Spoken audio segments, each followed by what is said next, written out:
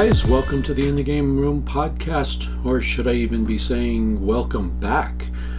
It's been a hell of a long time since I've done one of these video podcasts. I think I've done a couple of audios in the last couple of months, but it's been quite a while since I've done a video podcast. Just a really quick catch up. In November, around the 11th, my father passed away. So immediately there were hundreds of things that needed to be dealt with around that event. And then of course the Christmas season came with Black Friday and the rest of November and December. Business was crazy. So it's just been a mess dealing with all that and the business and trying to keep my sanity at the same time and get a little gaming done here and there, which never happened, but I tried. So all of that's behind us now. We are at March 1st or 2nd? March 2nd already. Damn, this year's already going by fast. So about 15 minutes ago, I said, okay, that's it. I got to sit down. I got to do a video. I made a couple of really quick notes.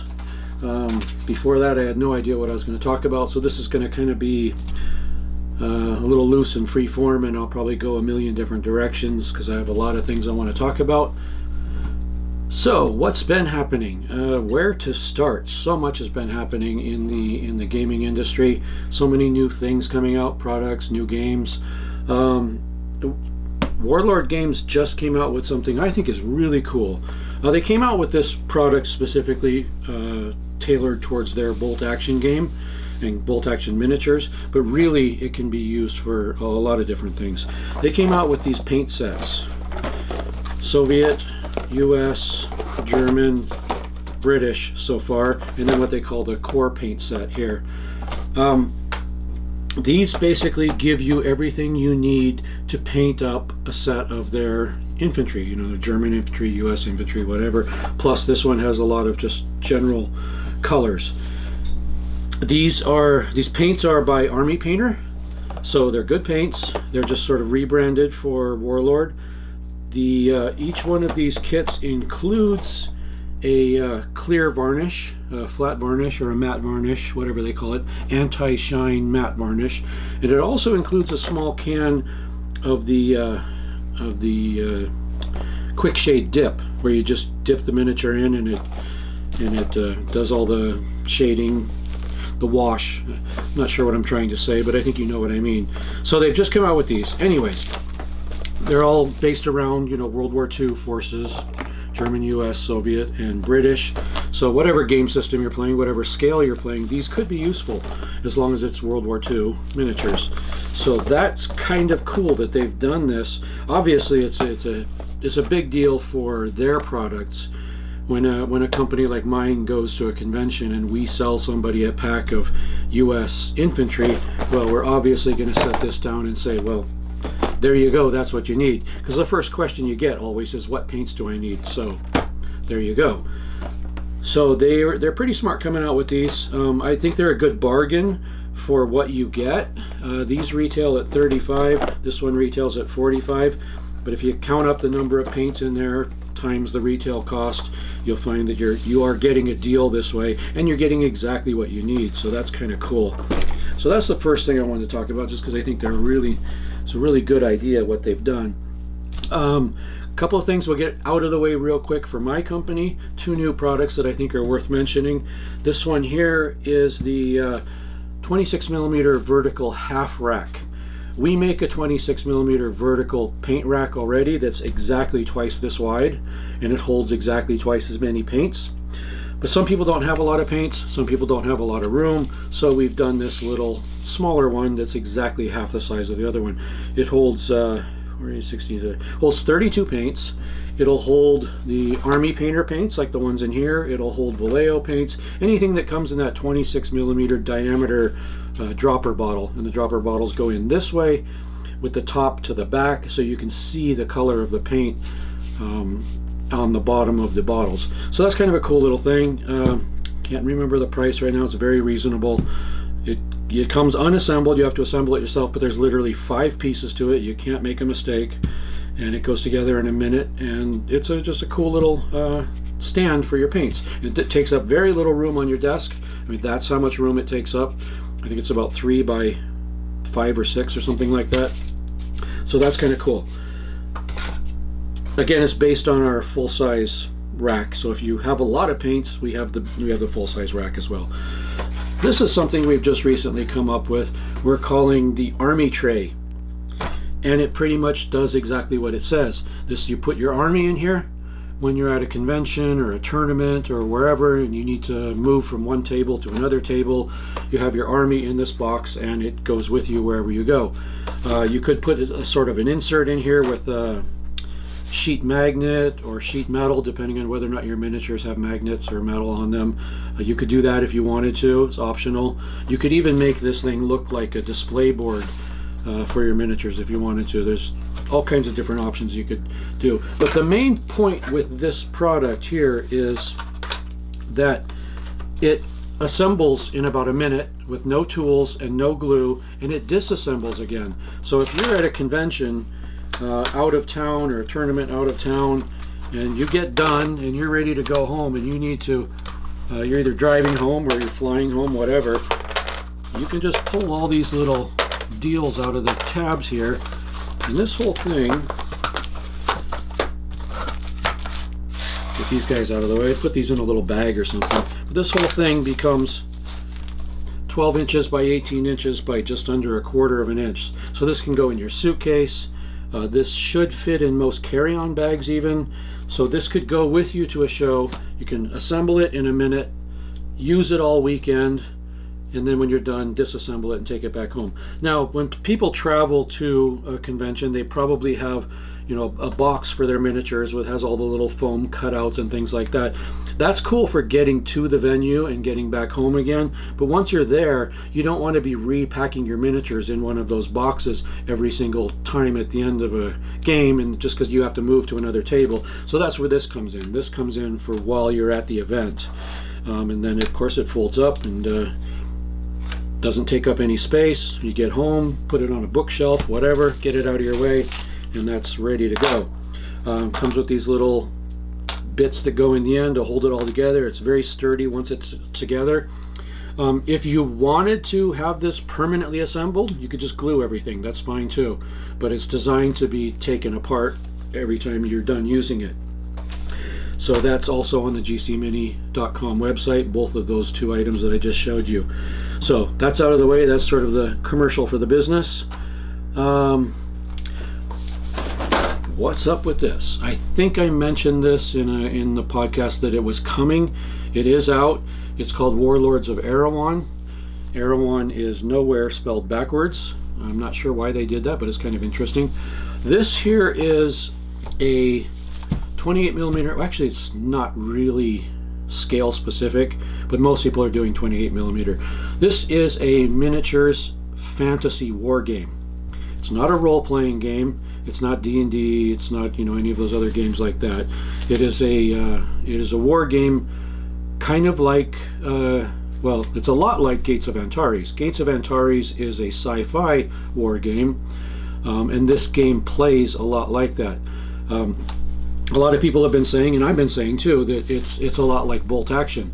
Really, it's a lot like Gates of Antares. Gates of Antares is a lot like Bolt Action. So they took the Bolt Action system, moved it to Gates of Antares, tweaked it a little, went to a different die system, went to D10s instead of D6s, and then this rule system adopted the Gates of Antares and slightly tweaked it, of course, for fantasy. But this is really cool because what they've done with this game is they've given you a fantasy war game that not only can you play with the miniatures you have, but they encourage it. All throughout this book, it shows you know, a dozen different miniatures manufacturers' products, and gladly says, you know, what company makes them. And that's what they're trying to encourage you to use, whatever you have. They don't want to lock you into this system where you bought this book, now you have to buy this and you have to buy this, and when we update the book you have to buy it again. They don't want that. They just want to sell you the book, and then you can play with whatever you have. They have made a line of miniatures to go with this that's branded with the Warlords of Erewhon. I don't believe their original from their company. I think they bought the molds from somebody else, but doesn't matter. They've done that. You can buy miniatures from them if you want to. But like I said, all throughout this book, from the very first page on, it says, you know, use what you have. There's a couple of different manufacturers that are making miniatures that work great with this. These miniatures have been around for a while, but there's the Frostgrave series. This is just one of them. This is the Barbarians.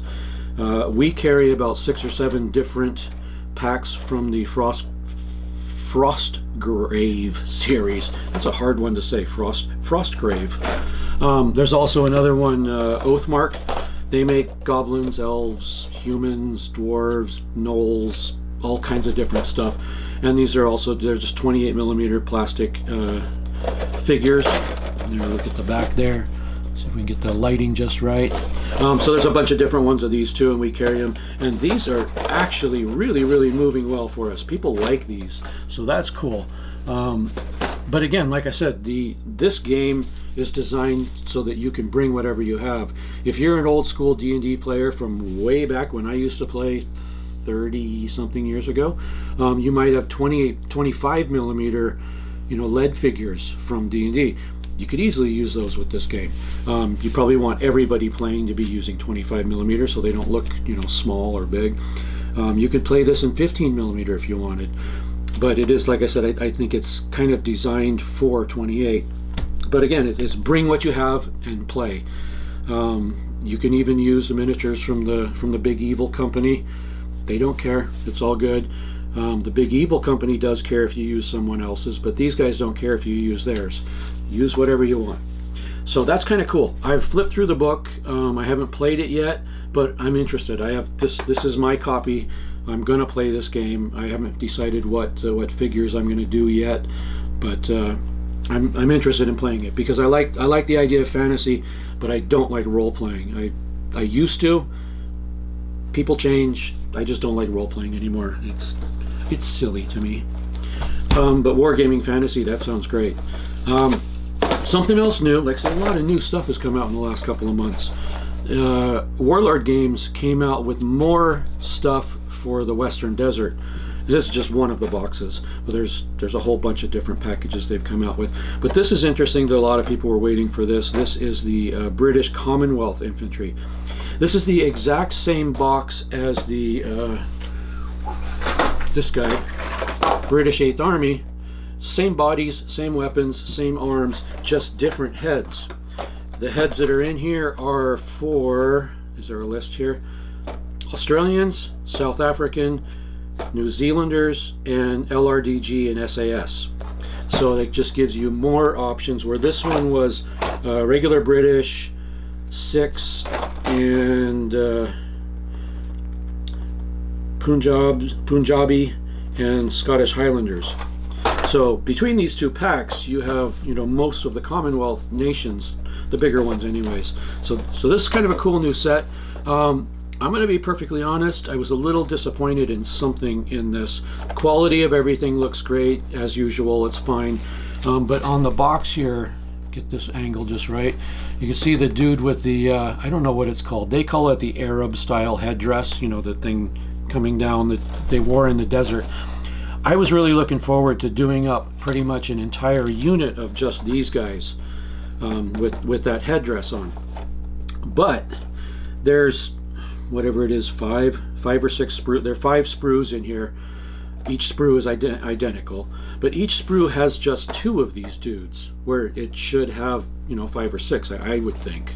But it just has 2 of those, and then it has some other style SAS and LRDG headgear, so you can still do those units. But when I do a unit, I kind of like most of the guys to, you know, to look uniform for the most part. You know, you mix it up here and there a little bit. But like my 6, of course, all 6 have turbans, so they all have turbans, and that just kind of designates that unit. I was going to do a bunch of guys with this Arab style headdress, and that was going to be my LRDG unit. Still going to do it. I'm going to mix it up. I might even modify some heads so that they have this in addition, so they'll be different. But that was a slight disappointment to me. Usually they do enough heads on the sprue to do all the guys, and they'll do 3 or 4 different style heads. Well, this time they did you know, just like I said, just 2 of those per sprue. So it's that was a little bit of a bummer, but still they're good. I'm gonna use them, that's for sure, because I'm gonna put together an LRDG unit to go with my 6, and then we're gonna have a hell of a desert battle against the SS. Did I say SS? I meant the DAC, the DAK, the Desert Africa Corps, not the SS. I'll just check out real quick here. Did the Commonwealth Infantry. I don't have any samples in front of me because I just placed an order today, but the guys at Gamers Grass have come out with some new battle-ready bases. I think I did a video already on the battle-ready bases, and they're exactly what it says on the tin. They're bases that are battle-ready. They're pre-decorated. They've got all the flocking and the foliage, and you know, they're ready. Just glue a figure on and you're done. They've been doing, you know, the standard 25mm, 30, 40, 60, I think. Now they've gotten into some really big ones.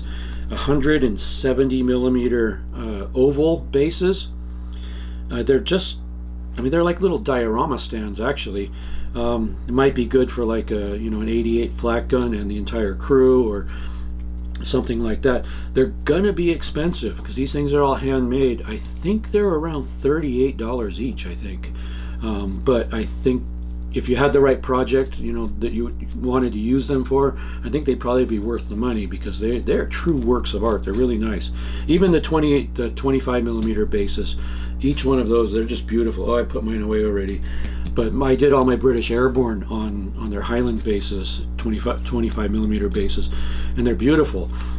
I mean, it's expensive. You know, the bases cost as much as the figures in that case, but they just make them look amazing. So I'm looking forward to the new stuff from Gamers Grass. Gamers Grass is in Portugal, so when they ship to us, they're shipping a big, huge, giant box of stuff. It's going to take a week or 2 to get here probably, but when they're here, I'll do a little reveal of what they look like, because they're pretty amazing. Okay, we covered those guys. Rubicon came out with some cool stuff. Let me,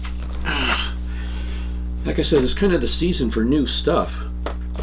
Rubicon is, if you're not familiar with them, they make 28mm, 1/56 scale World War II vehicles and infantry. They just came out with the Kettenkrad, which is a hard word for me to say again. It's the motorcycle with tracks. This is a cool little kit. It comes with the Goliath sort of remote control bomb. What do they call that thing? It is a Goliath. It's a tracked mine. Basically, they bring the mine forward into where you are, and they blow it up. So it comes with the bike, the tracked bike, the Goliath, the trailer, and crew. So there's quite a bit of stuff in here. It's 24 bucks, so you know, it makes sense that there's a lot of stuff in this little box. I think that's going to be a really awesome kit to build. I haven't done this one yet. They recently came out with the Kubel wagon, and I did that one, and that was a nice little kit too. So they came out with the SDKF Z7, the big half-track. This is the big monster half-track that tows the 88 gun, or the 8.8 centimeter gun as they like to call it. I've always called it an 88mm. So this, combined with their 88 and the Limber, it's going to be an amazing set of kit there. They came out with the Jagd Panther G1 and G2. That's just a big ass tank. I'm trying to get this adjusted so the light's not playing crazy with it. But so that's come out too. That's new. And they did some really cool scenery products. This one I'm actually very interested in myself, because I like doing a lot of buildings and you know, the stuff around buildings. This is just a set of city walls. It's just walls and gates, and it's just walls and gates. It's a lot of walls and gates. I can't remember how much is in here, but I think if you put it all together, it's, you know, it's 4 or 5 feet of wall. It's one sprue with all of these parts on it, but there's how many? It usually says on here. They usually put one. Looks like there's four of those sprues, so it's quite a lot of stuff in there. So I'm looking forward to putting some of these together myself. So I just think you put a building down and you put these around it, it just makes everything look a lot cooler. These ones here are the utility and light pole set that they came out with. So you're getting your you know, telephone lines, you're getting your lights, and they come with little bases.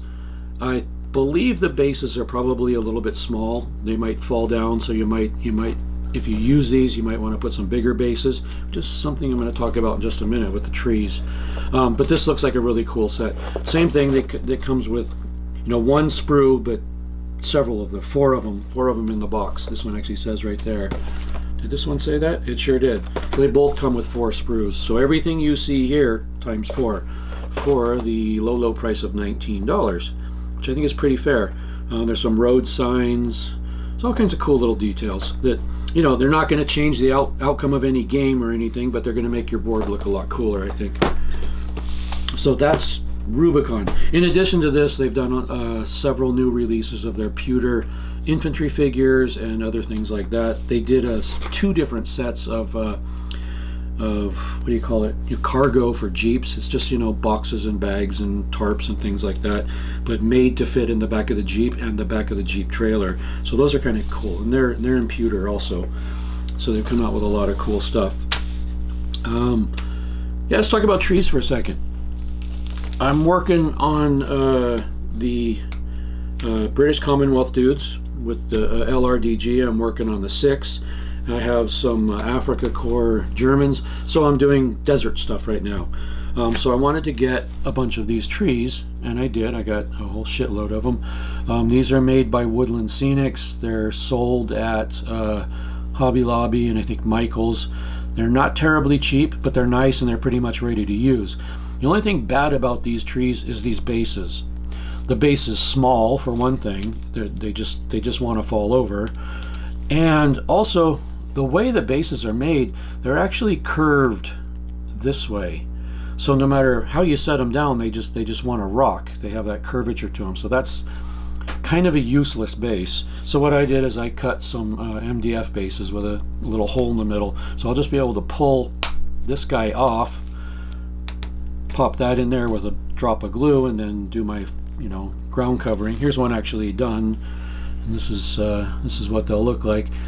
And this should match pretty closely to my desert gaming mat. So I've got, I don't know, 15 or 20 of them over there. I've got to do up like this. They're all in this at this stage right now, but they'll all look like this eventually. So that's something I haven't been working on a lot of stuff lately, but this is something that I did get started on, my trees. So what else we got going on?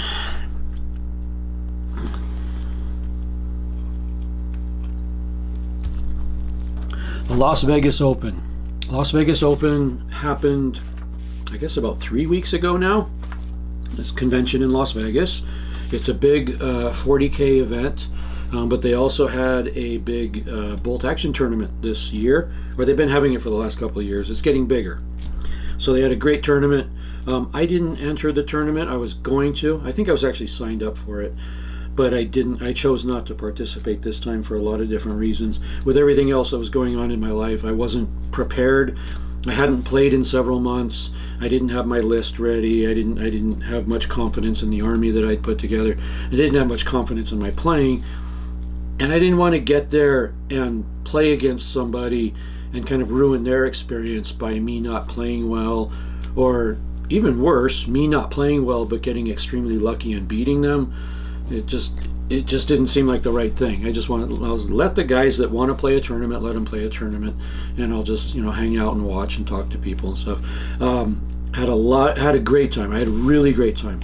Some tournaments, some conventions I go to, some I work, some I just go there to check it out. Sometimes it feels like work. This was just fun all weekend. I had a really great time. I hung out with my buddies Paul and Harrison from Scotland. They do podcast, the War Room podcast. I hung out with them the whole weekend. John Russell was there. John Russell is the Warlord Games event coordinator. He travels around to all the different conventions in the United States.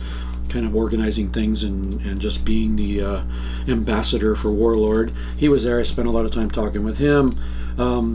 Couple of guys from Warlord USA were there, because this is a bolt action event, so there was a lot of Warlord presence there. Che and Billy were there. Che is my sales rep at Warlord USA in Phoenix. Billy is another one of the reps for another part of the country. I think he's the East Coast rep. He was there, hung out with them quite a lot. Just had a really great time. So that was good. I don't think I played anything. I didn't even do any demo games. I didn't do anything. Just hung out and had a good time. It was time to do that. I just wanted to get away and have some fun and just be in Vegas for a weekend and be around friends. So that worked out real great. So that was fun. Next year I'll probably get into the tournament. Adepticon is coming up in, I want to say, about 4 weeks. Adepticon is another big... I'm wearing the shirt, wearing the sweater from Adepticon last year. It's in the Chicago area. It's kind of like Las Vegas Open. It's a big 40K event that also has a big bolt action tournament and Team Yankee and Flames of War tournaments and a few other things. But there's a bolt action tournament there. I believe it's the U.S. Nationals. But on the whatever day that is, on the other day, weekend, I think it's Saturday, they're having a doubles tournament, and I've been dragged into that by my good friend Paul from Scotland, the War Room. And that's cool because I'm not a tournament player and I'm hesitant to get into a tournament, but going in a doubles with a friend, just it makes it a lot easier.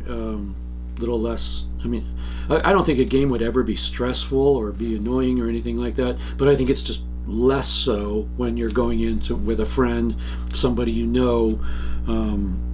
He knows pretty much how I play. I've played against him. I know how he plays. I've watched him play a lot.